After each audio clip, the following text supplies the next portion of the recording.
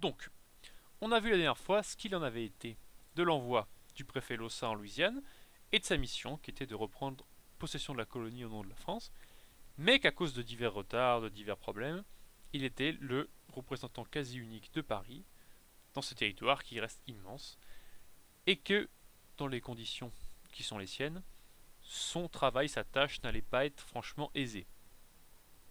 De plus, la population va de l'enthousiasme, l'idée de revenir français, à l'hostilité complète, en passant par l'indifférence.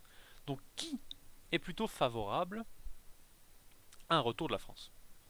Eh bien, tout d'abord, les cultivateurs assez pauvres, enfin du moins les gens qui ont un peu d'argent, mais pas plus que ça, ceux de la côte des Allemands. Donc je vous avais dit pourquoi ça s'appelle la côte des Allemands, car une partie des Allemands n'est pas allée dans les 13 colonies britanniques, mais a rejoint la Louisiane. Et donc ces gens-là, ces gens qui habitent la côte des Allemands qu'on appelle ainsi, sont favorables au retour de la France. Ils sont soutenus dans cette idée par tous les jacobins de la Nouvelle-Orléans, tous les gens qui sont pour la Révolution française, qui ont suivi d'un œil, pas amusé, mais d'un œil, comment dire, intéressé, mais intéressé dans la version positive du terme, par ce qui s'est passé de l'autre côté de l'Atlantique. Et il proclame même la chose suivante, donc c'est une phrase qui est assez forte, je cite: 34 ans d'une domination étrangère n'ont point affaibli dans nos cœurs l'amour sacré de la patrie.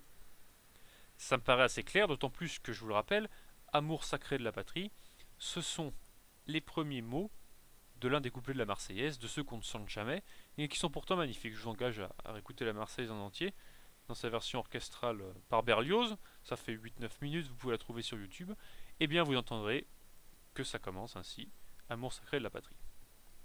Donc ça me paraît clair, les gens qui sont à l'origine de cette phrase sont pour le retour de la France, mais pour à 100%.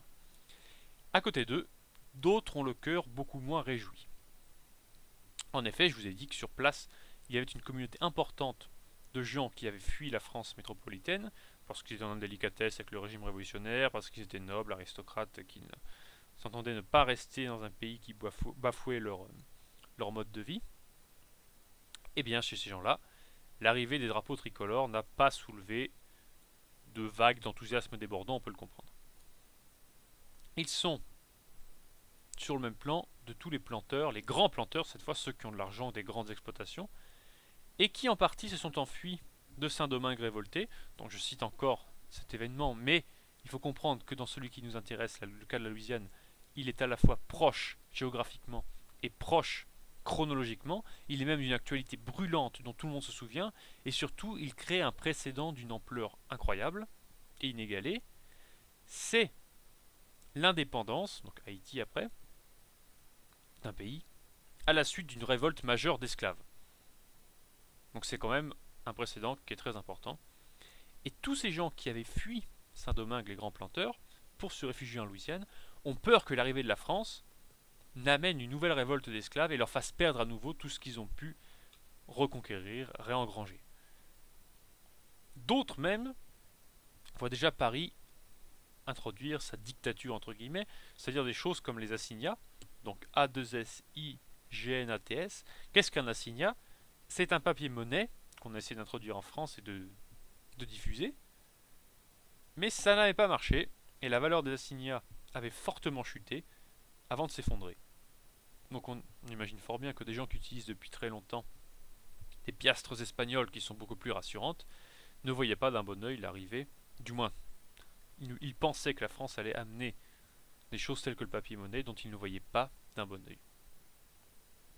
Donc ces gens-là n'ont pas forcément envie de devenir français, pas plus que les quelques Espagnols présents sur place. La chose ne leur dit tout simplement rien. Il faut dire que Lossa n'arrange rien lui-même, il commet même quelques maladresses qui sont malheureuses. Alors un jour, il s'adresse par exemple à un planteur influent. Et comment s'adresse-t-il à lui? Eh bien, il lui donne du citoyen. Citoyen, c'est quelque chose qui est normal en France, on s'appelle comme ça à l'époque, on dit aussi du citoyen Bonaparte, le citoyen consul. Sauf que le planteur en question n'avait jamais entendu ce mot, qui n'existait pas de ce côté de l'Atlantique. Et quand Lossa lui a dit citoyen, il s'est retourné pour voir derrière lui s'il préfet ne parlait pas quelqu'un d'autre. Donc on imagine que la situation est embarrassante. Là, c'était pas de l'hostilité, mais c'était simplement de l'incompréhension, de l'ignorance du mot.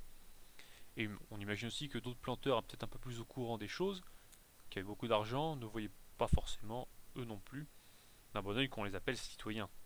C'est quelque chose qui ne correspondait pas à leur réalité. À un autre moment, Lossa est avec un de ses secrétaires. Il est occupé et il voit un homme qui s'approche de lui. Donc à voix haute, il demande à son secrétaire, je cite, quel est cet imbécile? Évidemment, l'imbécile en question était venu lui présenter les salutations des Jacobins de la Nouvelle-Orléans, donc des gens qui sont pour le retour de la France, qui sont donc amis sur le papier de Lossa, et l'imbécile en question était évidemment à portée de voix et a donc entendu l'insulte qui fusait vers lui. Et on comprend qu'avec des maladresses de ce type, des erreurs de ce type, Lossa ne se gagne pas la population et ne facilite pas non plus son travail qui est déjà très dur, parce qu'on a dit pourquoi. Autre sujet de friction, les communautés religieuses. En effet, la Louisiane, et particulièrement la Nouvelle-Orléans, comporte d'importantes communautés, donc notamment les Ursulines, donc c'est une communauté qui est très liée au monde de l'enseignement, et les Ursulines sont bien populaires à la Nouvelle-Orléans. De plus, la Révolution a chassé leur ordre de France, et la perspective de tomber à nouveau sous la coupe d'un gouvernement issu de celle-ci, parce que le consulat est tout de même directement issu de la Révolution, et même si on a eu un concordat comme on a vu, et que Napoléon s'est rabiboché avec l'Église catholique, bon, même si après évidemment il a fait enfermer le pape, mais ça c'est une autre histoire qui n'est pas contemporaine de la nôtre, eh bien la crainte reste de voir la France à nouveau arriver, et peut-être les exactions recommencer. Donc à la nouvelle de la rétrocession à la France, les religieuses voulurent même partir pour le champ, pour la Havane, donc Cuba, qui reste une colonie espagnole, et on sait que l'Espagne a toujours été très liée aux questions religieuses.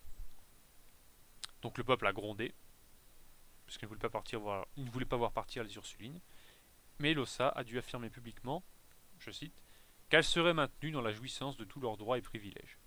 Rien n'y fit, la méfiance est demeurée, et bon nombre d'Ursulines sont parties d'elles-mêmes, se sont exilées d'elles-mêmes à la Havane, et seuls 10 sont restés en Louisiane, assurant tant bien que mal leurs tâches. Donc on voit clairement qu'il y a des problèmes, qu'il y a des réticences locales très importantes, mais il nous faut analyser au cours d'une prochaine vidéo le cas précis de la Nouvelle-Orléans. Donc ce sera une vidéo qui est un peu plus courte, mais je préfère en faire une autre pour analyser plus finement ce cas de la plus grande ville de Louisiane, qui a ses propres problèmes, son propre panorama, ses propres questionnements. Et voilà.